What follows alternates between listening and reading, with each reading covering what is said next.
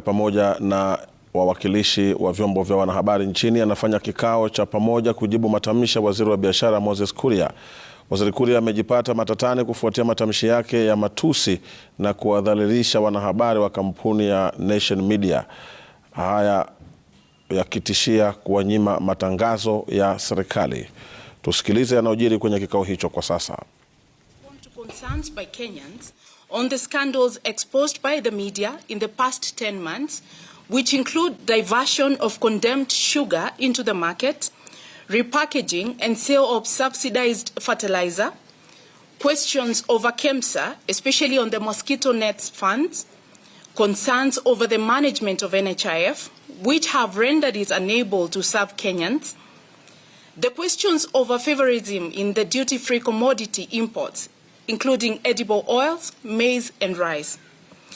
The use of advertising revenue as a tool to blackmail the media, interference with independent institutions, especially National Lands Commission, the Shakahola horror, failure to investigate and take action against those responsible for attacks against journalists, especially during the recent public protests over skyrocketing prices of essential commodities, among other key issues.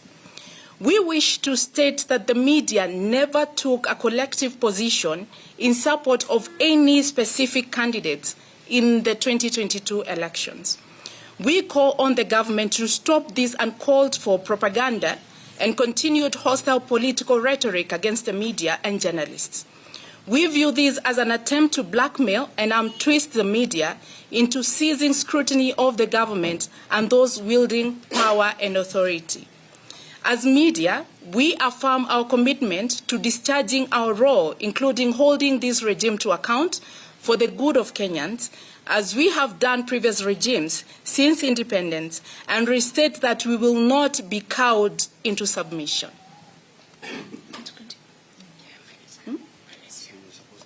Okay. Journalists are guided by the commitment to truth and paint by an ethical code enshrined in the laws of Kenya.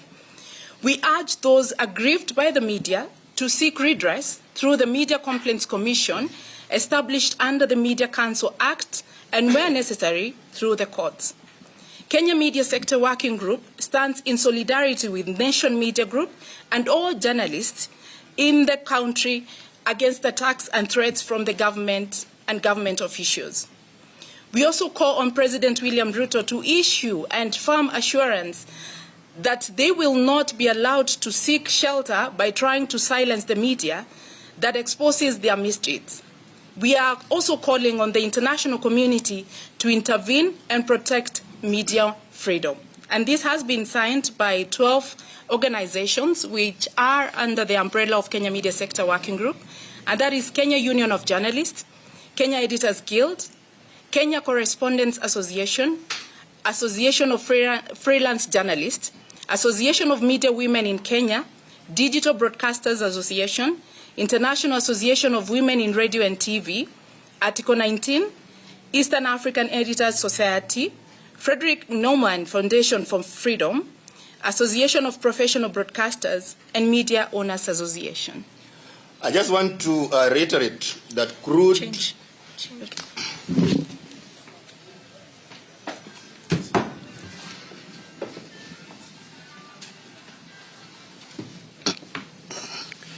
Okay, thank you. I just want to reiterate that crude, abusive, and violent language against the media is not the solution, especially when uttered by people of influence. We, however, reject the invitation to mud wrestling and only insist that those responsible for corruption incidents reported action must be taken against them. That's the end of the statement, and unless there are questions, we will be able to respond and also give a summary in Kiswahili or in any other language that those sitting here can speak.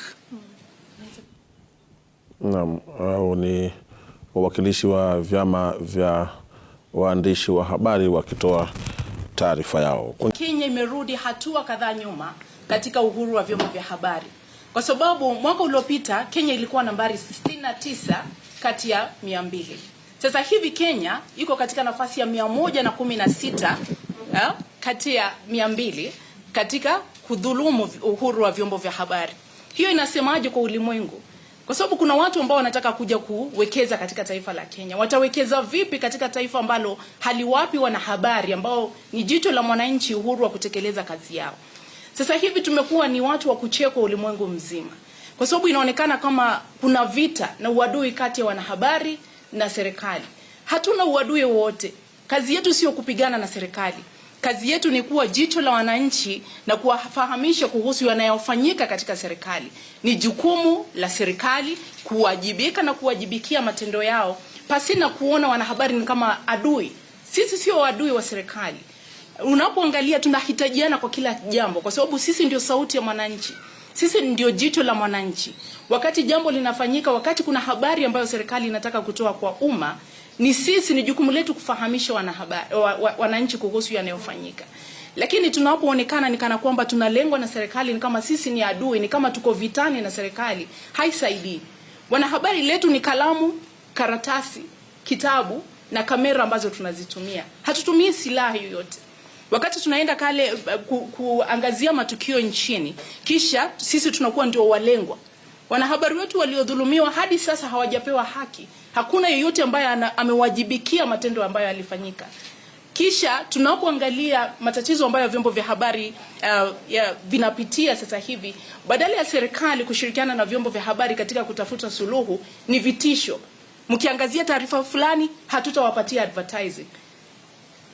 Pesa ambazo zinatumiwa katika hii advertising ni pesa za raia, sio pesa za mtu binafsi katika serikali. Kwa hivyo ni lazima kila mmoja aheshimu kazi ya mwingine, na ndivyo tutaweza kujenga taifa la Kenya.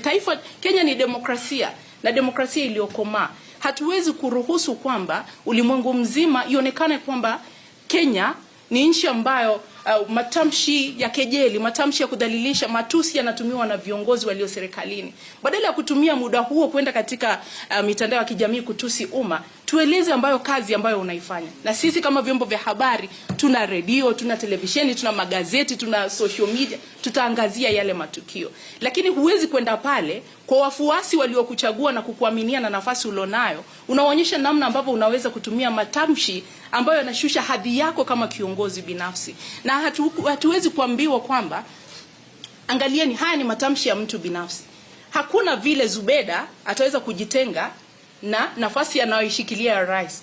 Kila ninapokiweka katika mtandao, kinaonekana sio kitu ambacho Zubeda amekiweka, bali ni msimamo ambao umechukuliwa na Kenya Editors Guild. Na ndio sababu tunamuomba rais aweze kusimama na ambie wa Kenya hadharani na ulimwengu mzima kwamba matamshi ambayo wanayaweka pale, endapo ndio msimamo wa serikali.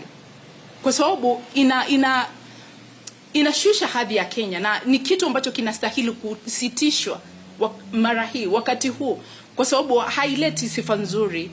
Kenya ni nchi ambayo ilokomaa, nchi ambayo inaigwa na mataifa mengine ulimwenguni, lakini inapoonekana kwamba matamshi mengine ambayo yanatolewa na viongozi serikalini, bila shaka yanaleta aibu kubwa sana na yanastahili kusitishwa. Asante sana Rais, na tuna pia kutaka kukumbusha Rais na serikali ya Kenya kwanza ya kwamba kuna maswali kadhaa ambazo Wakenya bado wanangoja majibu, na nitayasoma. Cha kwanza, kuna kile kisa cha sukari. Sisi tunajua kwamba kulikuwa na ile sukari iliyokuwa iko na sumu, lakini Wakenya waliuziwa. Bado Wakenya wanaongojea jawabu. Uchunguzi umefikia wapi na kama hatua nyingine imechukuliwa. Swala la pili ni kuuzwa kwa mbolea. Ili ilikuwa ya serikali ambayo serikali ilikuwa imeagiza na ikateremsha bei ili wakulima wa Kenya waweze kupata mbolea kwa bei nafuu. Lakini tulikuwa tunajua kwamba katika zile ripoti tumeona kwa media kwamba hizo mbolea zilichukuliwa na wale walio na uwezo katika hii serikali na wakazianza kuziuza kwa bei ghali. Pia kuna ile kisa cha KEMSA. Tunajua kwamba KEMSA pia kulikuwa na kisa cha ufisadi ambapo pesa zile zilikuwa zinunuliwe neti za umbu pia zilipotea. Tunataka kujua serikali imefika wapi na uchunguzi. Na pia kuna ile bima ya hospitali NHIF ambapo saizi unajua kwamba watu wanaenda hospitali lakini wanafukuzwa kwa sababu NHIF haiwezi lipa zile pesa ambazo zinahitajika kule kwa sababu pesa zimeporwa. Tunataka kujua serikali imefika wapi na uchunguzi na hatua gani imechukuliwa. Pia kuna ile ile mambo ya mafuta ambayo ilikuwa imeagizwa hapa na watu wakaketi katika chumba kimoja na wakapanga vile watagawana shilingi bilioni 6. Hiyo pia lazima tujue serikali imefika wapi. Hata wakianza matusi na kututupia cheche za matusi, bado tunangojea majibu. Hiyo uchunguzi imefika wapi na hatua gani serikali imechukuliwa. Na pia kuna ile jambo natumia matangazo ya mambo ya serikali katika vyombo vya habari ambazo natumia ku blackmail media. Pia tunaambia serikali ya kwamba pesa ambazo zinatumiwa ni kodi. Tuliambiwa juzi kama waandishi wa habari, niliona mkiambiwa kwamba hii finance bill ikipita pia nyinyi mtaanza kulipa kodi. Kwa hivyo tuna haki ya kuuliza bila hizo fedha zitakavyotumika. Pia kuna ile mambo inaendelea pale Shakahola. Hakuna mtu anatuambia uchunguzi umefika wapi na nini kilikuwa kinatendeka, bila tu kutuambia kwamba leo tumeokoa watu fulani ama leo tumechimbwa kaburi fulani. Tunataka kujua wakati haya mambo yalikuwa yanaendelea serikali ilikuwa wapi. Lazima pia tuulizwe, na serikali iko na Wakenya wako na haki ya kujua ni serikali imechukua hatua gani na uchunguzi umefika wapi. Na pia tunaomba kwanza, na pia kwa serikali pia tueleze ya kwamba uchunguzi dhidi ya wale watu waliokuwa wanavamia waandishi wa habari wakati walikuwa na maandamano, uchunguzi umefika wapi na hatua gani imechukuliwa. Tuamalizie hapo. Unless there are any questions you can ask, then we'll respond.